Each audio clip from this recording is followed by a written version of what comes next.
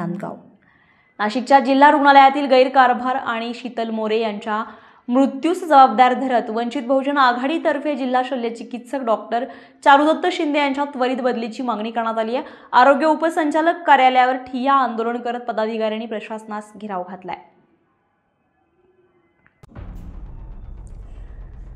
नाशिक येथील शासकीय जिल्हा रुग्णालयातील गैरकारभार, रुग्णांना होणारी गैरसोय आणि मयत शीतल निलेश मोरे यांच्या प्रसंगाला जबाबदार ठरवत वंचित बहुजन आघाडी युवा आघाडीनं जिल्हा शल्य चिकित्सक डॉक्टर चारुदत्त शिंदे यांची त्वरित बदली करण्याची मागणी केली आहे। 2 जानेवारी 2025 रोजी शीतल मोरे प्रसूतीसाठी जिल्हा रुग्णालयामध्ये दाखल झाल्या होत्या। सिझेरियन प्रक्रियेनंतर त्यांचा मृत्यू झाला।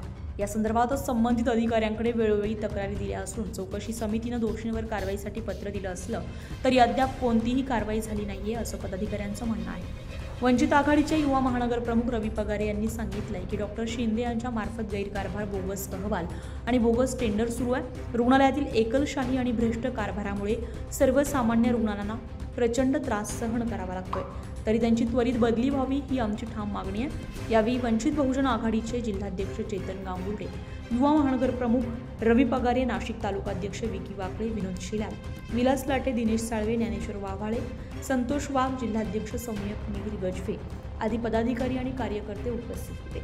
या सर्व घटनेबाबत आणि आंदोलनाबाबत वंचित बहुजन आघाडीचे जिल्हाध्यक्ष चेतन गांगुर्डे यांनी सविस्तर माहिती दिली आहे। पाहुयात।